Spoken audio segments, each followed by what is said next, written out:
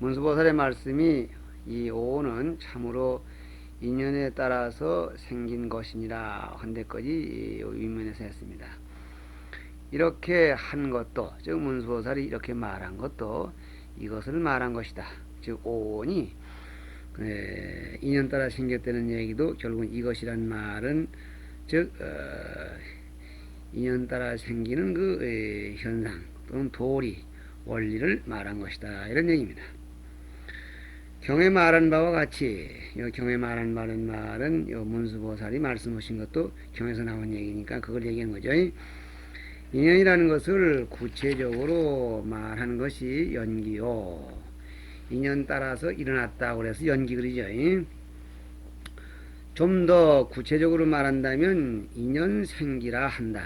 인연생기, 인연에 따라서 생하고 일어난다. 그래서 인연생기라고도 하고 또 인연생기법이라고도 하죠. 이것을 그냥 연기법이라고도 한다고는 요거에서 얘기했습니다. 인연에 따라서 생긴 것은 반드시 멸한 때가 있나니 이 도리를 말하여 인연으로 생멸하는 제법이라 한다. 그러니까 인연 따라 생긴 것은 반드시 또 멸해야 되겠죠. 그래서 인연생기법 그기도 하지만 또는 인연 따라서 생멸법, 인연생멸법, 인연 따라 생하기도 하고 인연 따라 멸하기도 한다. 이것은 요 시간에 얘기한 바와 같이 아설시가 사리불에게 일러줬던 부처님의 전해드렸던 그 부처님의 말씀. 모든 법은 인연 따라 생기고 모든 법은 인연 따라 멸한다 한 그 말씀입니다. 다음 본문 연기의 뜻에 대하여 부처님께서 말씀하심에 따르면 하신 것에 따르면 이 말이죠. 이것이 있으므로 저것이 있고 또 이것이 일어나므로 저것이 일어난다는 것이니 이랬습니다. 이것이 바로 연기의 그 현상을 얘기한 것입니다. 이것이 있으므로 저것이 있고 이것이 일어나므로 저것이 일어난다. 그러니까 이때는 얘기나 일어난다는 얘기는 사실은 의미상 같습니다만은 결국은 이것이란 말이 하나의 인이라면 저것이 또 있게 된다는 것은 결과입니다.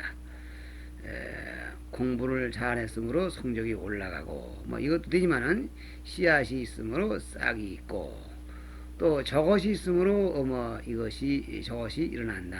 이것이 있으므로 또 저것이 일어난다 하는 얘기는 여기 싹이 있으므로 또 싹이 있어 꽃이 피므로 또 나비가 모여든다.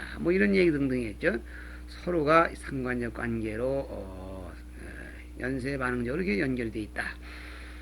이렇게 볼 때 인연관계로 볼 때에 이것은 한 가지 사물 한 사람에만 국한되는 것이 아니라 이렇게 본다면 우주 안에 있는 모든 것은 전부가 이런 인연관계에 있어서 이 인연을 얘기할 때 이 소위 등무관연이라 해서 이 증상연이라 해서 이 증상연이라는 것은 지금 여기 우리가 볼 때 히말라야산은 별로 우리에게 관계가 없는 것 같지만은 그 히말라야산이 인도 대륙에 높이 솟아 있음으로 해서 그것이 바람을 차단하는 역할을 해서 남해안에서 올라오던 바람이 바로 이 한국 쪽으로 밀어닥치지 아니하고 오히려 저 태평양 쪽으로 약간 굽어지는 그런 이득이 있다. 이런 거 되겠습니다.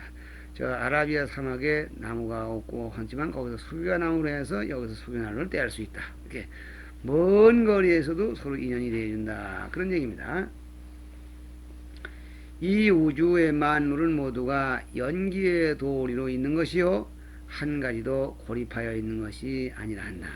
그러니까 서로 상관적 관계에 있다는 얘기죠. 갑이 있자면 을에 의지하였고 을이 있자면 갑에 의지하는 것이다. 다시 말하면 서로 인이 되고 서로 연이 되어서 서로 존립할 수 있다는 것이 연기이다. 그랬습니다. 여기서 우리가 인과 연이 갈라졌습니다. 연기 그릴 때 우리가 흔히 인연 그리는데 서로 인이 되고 서로 연이 된다 그럴 때 인과 연을 갈라놓고 있네요. 그러면 인과 연은 어떤 관계냐? 이는 생인요인 그래서 이것은 직접적인 원인을 인그립니다.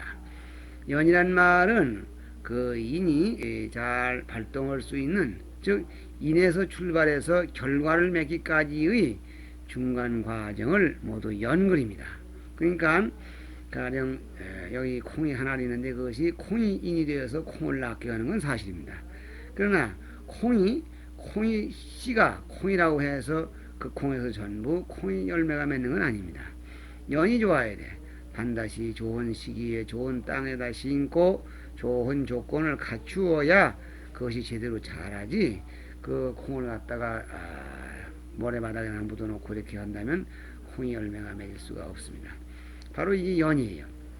그러니까 인과 연은 서로서로 인이 되고 서로서로 연이 되어주면서 이 세상 모든 것은 서로가 존립할 수 있다는 것이다, 이런 얘기입니다. 그리고 연기란 것을 구체적으로 말한다면 말한 것이 12년설이다 그랬습니다.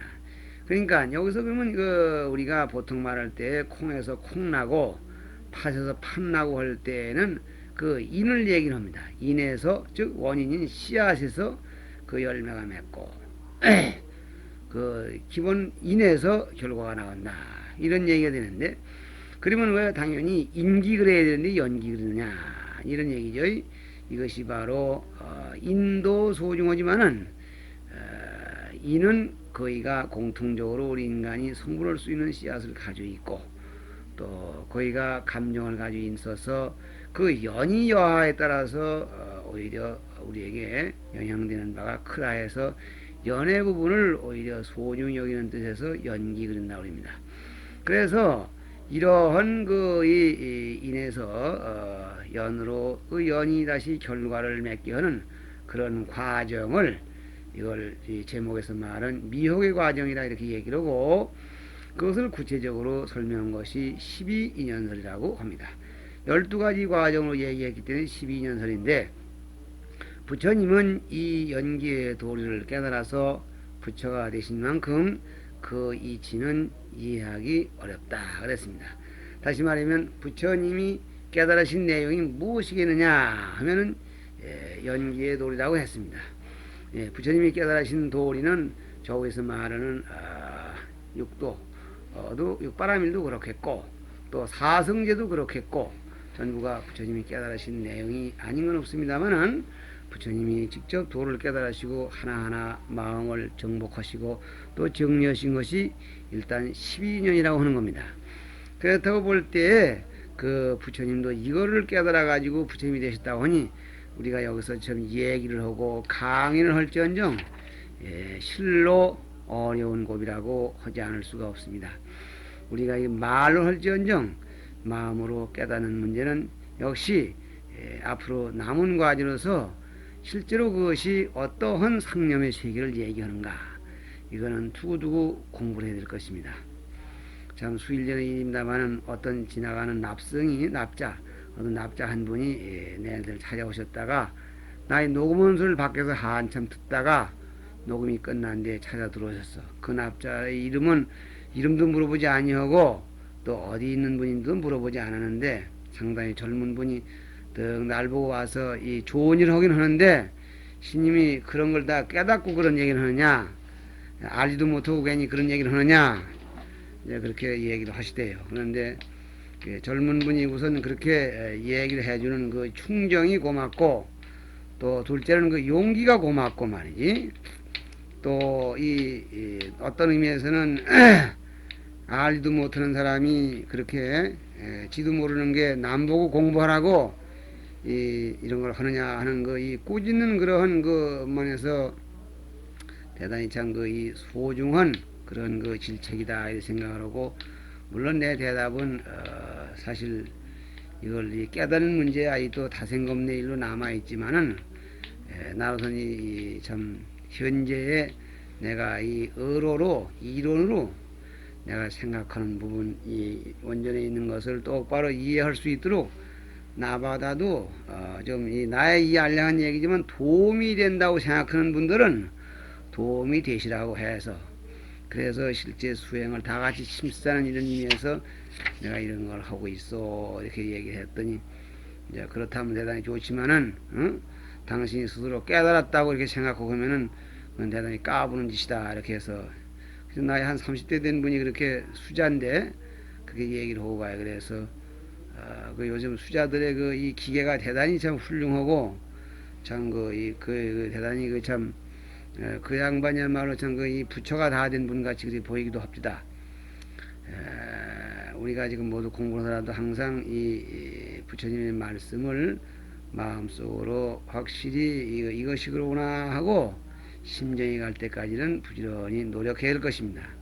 여기에서도 그 이치는 이해하기 어렵다. 이치라는 것은 여기서 말하는 것은 말로 따져서 해결되는 그런 이치를 말하는 게 아니고 그 말 속에 그 말씀 속에 들어있는 뜻을 깨달음의 세계와 연결짓는 걸 얘기합니다. 그게 어려운 일이죠.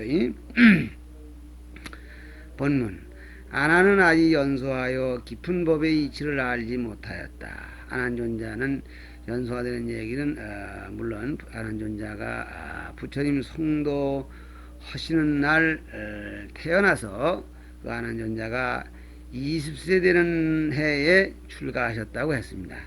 그러므로 부처님이 성도하셔서 20년 동안 설법하신 것은 전혀 듣지 못했고 20년 후에 49년 설법 동안에 29년 설법만을 들었는데 출가한 지 몇 해까지는 역시 연소한 비구로 이렇게 지목이 됐겠죠. 그래서 하는 소리죠.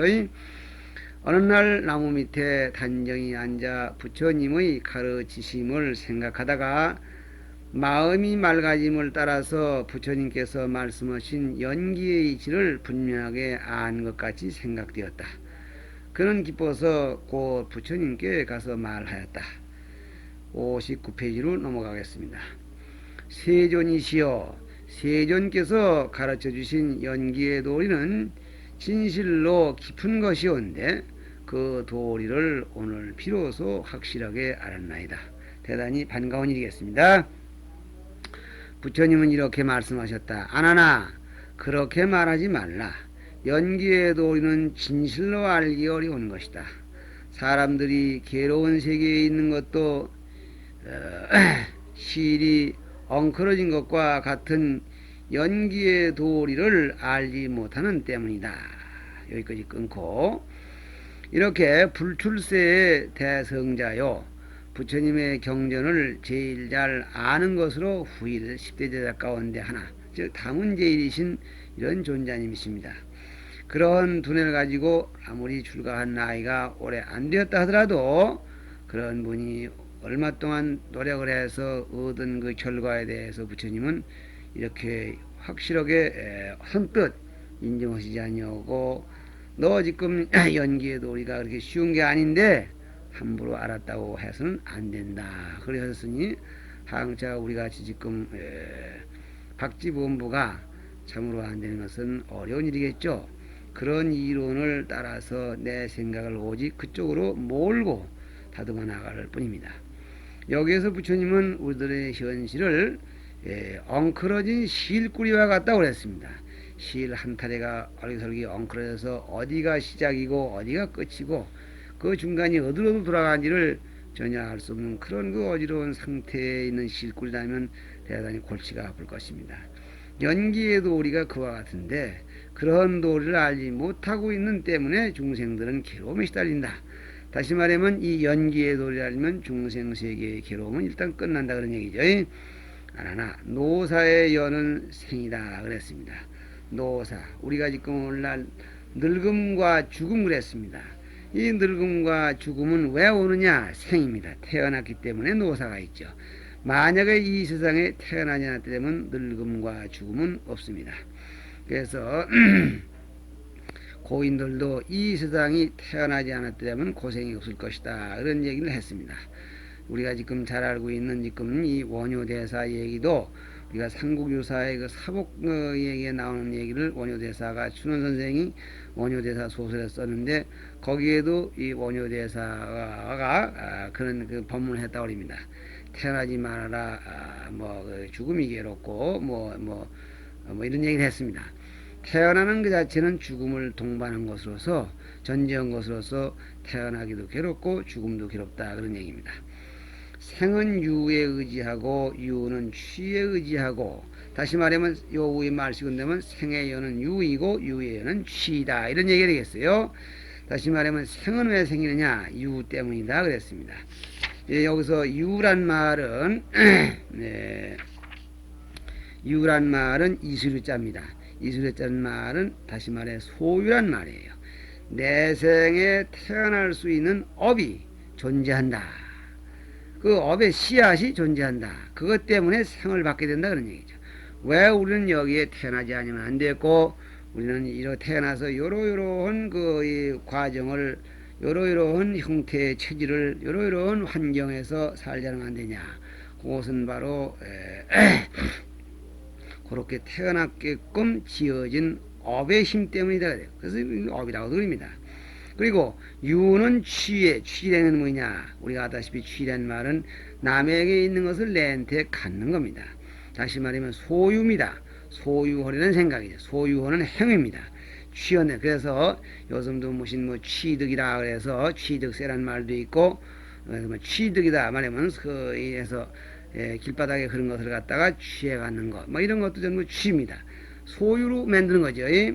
내가 이 태어날 업을 완전히 이루어서 태어나게끔 하는 그 씨앗을 만드는 것은 소유하려는 행위고, 그 소유하려는 행위는 사랑의 자 애입니다.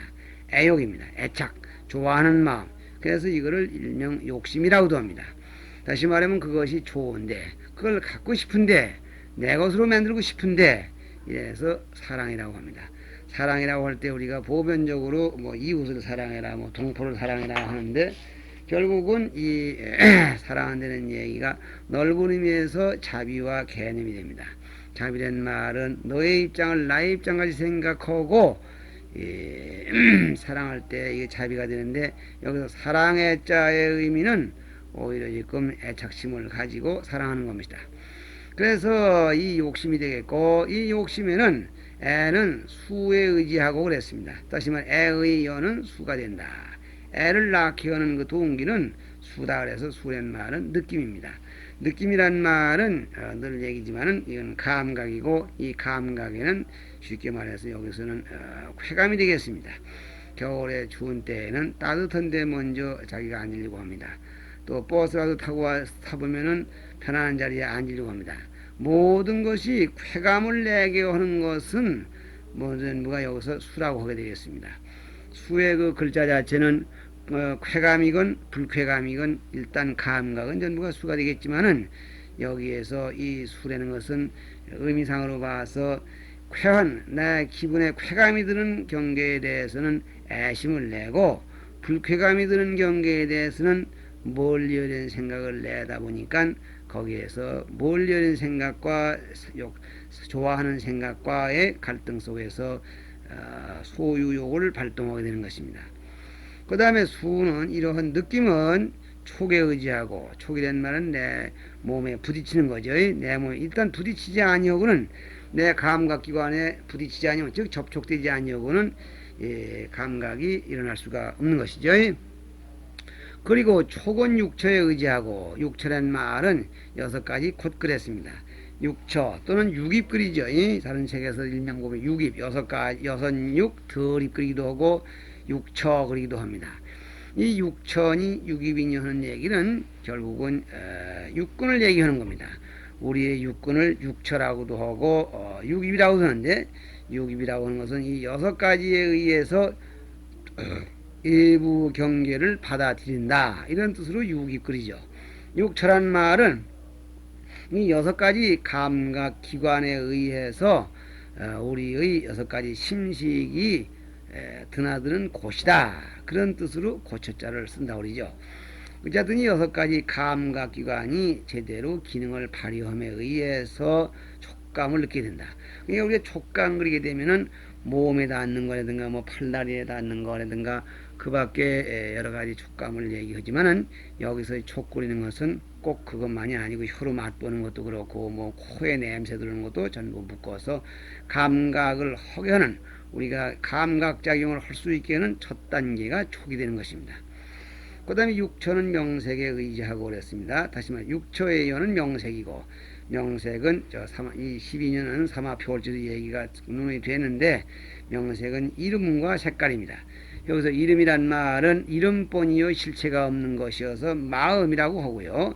색이라는 것은 빛깔, 물질입니다. 그러니까 우리 이 여섯 강관을 더 지금 근본적으로 추구해 들어가면은 마음과 몸 이 두 가지입니다. 그래서 이 육명색이라는 말은 즉 어머니 뱃속에서 참 이 태아가 자리를 잡으려고 할 때에 참 이 어머니 아버지의 정기 한 방울, 이건 육체적인 물질적인 부분이죠.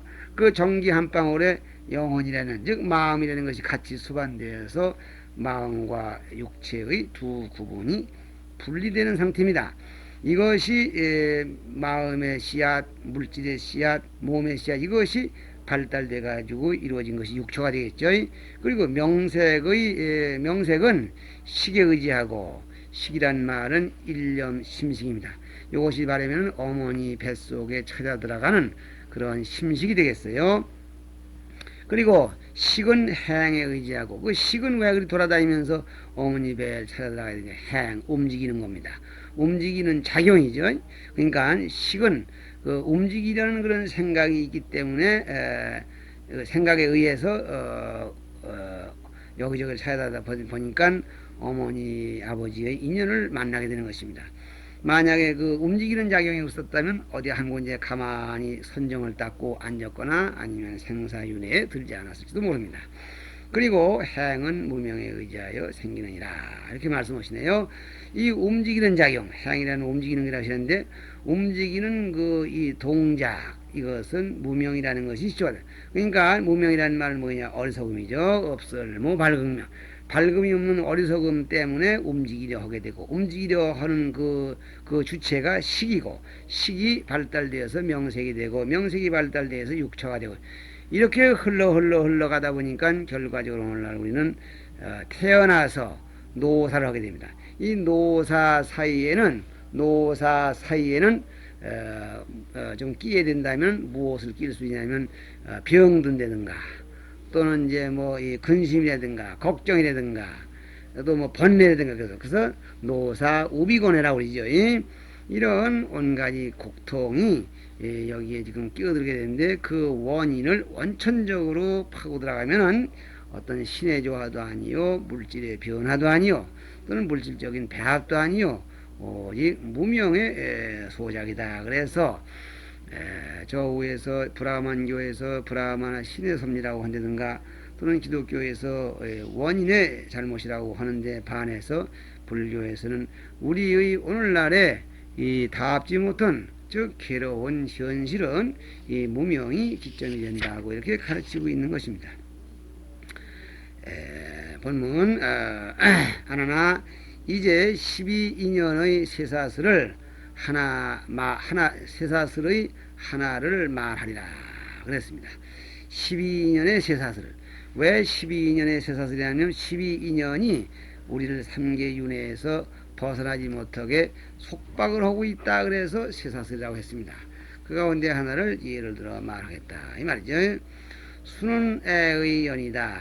이것을 반대로 말하면 모든 수가 없으면 애는 일어나지 않는다 그랬습니다.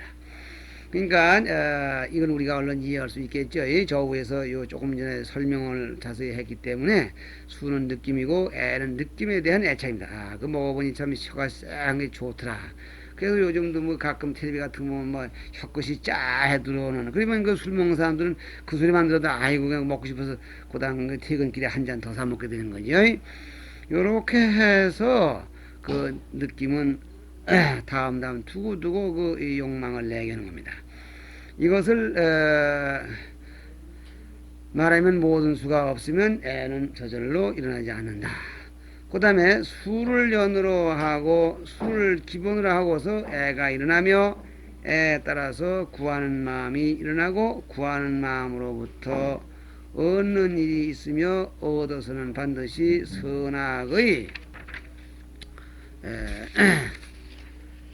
선악의 선택이 있고, 선택에 따라서 욕이 일어나고 그랬습니다.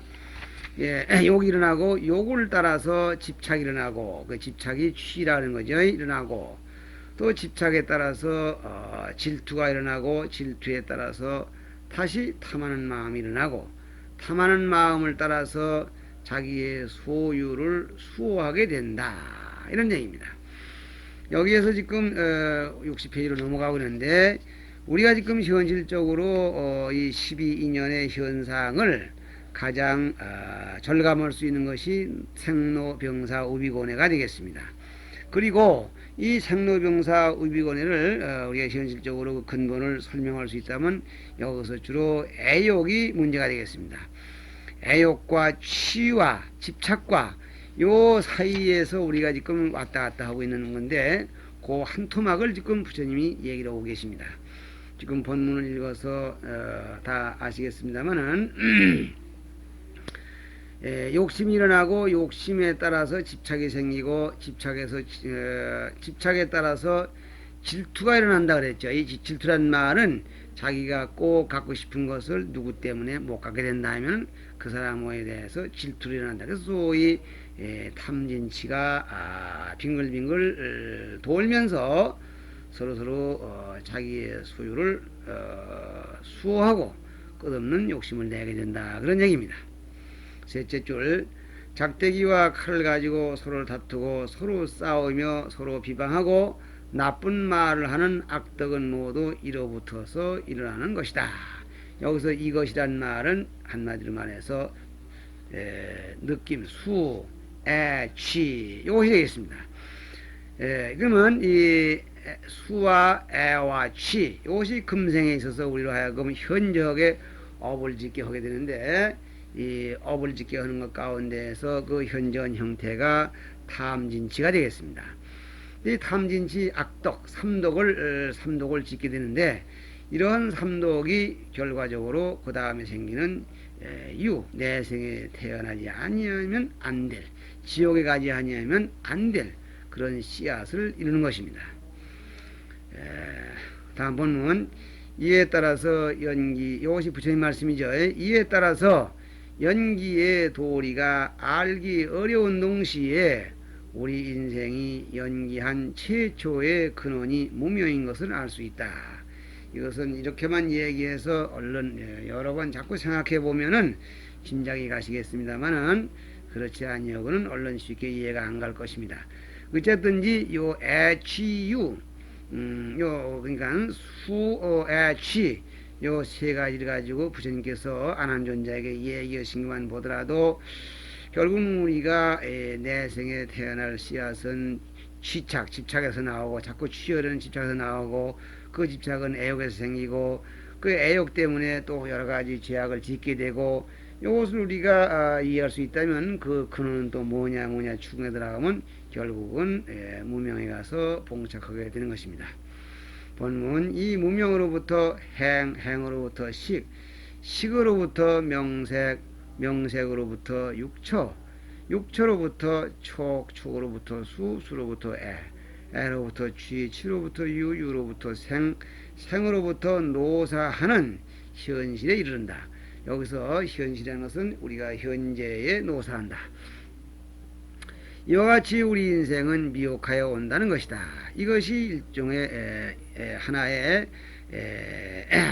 그 미혹의 과정의 전반적인 한 피어리어드입니다. 다시 말하면 무명으로서부터 출발해서 오늘날 노사 이르기까지. 그러면 이 무명에서부터 노사 이르는 그 시간은 얼마나 걸리느냐. 그래서 이걸 가지고 이 과거에서 현재라 이렇게 이생으로 보는 수도 있고 과거 그 다음에 현재 미래 이렇게 3세의 인과다 이렇게 보기도 하는데 어쨌든지 전생의 무명이 금생의 생로병사를 내게 한다.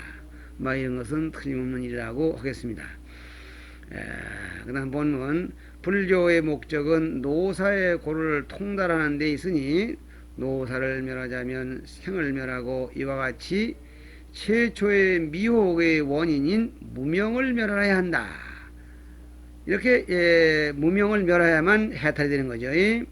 만일 무명을 끊지 못하면 이 12년의 쇠사슬에 얽매여 생사의 고해에서 끝없는 윤회를 계속하게 되는 것이 인생의 실상이다. 그러므로 무명에서 행으로 거슬려 따라 내려가는 것을 수울주라 그래서 끝없는 미혹의 과정이라 하는 거면은 정신을 차려가지고 무명을 벗어버려서 행이 없어지고 이렇게 해서 늙음 죽음까지 없어진 것을 반류문 즉 깨달음의 문이라고 합니다. 그래서 첫머리도 얘기했지만은 미혹의 문은 곧 미혹의 과정은 깨달음의 과정이기도 하는 것입니다. 여기서 끝이겠습니다.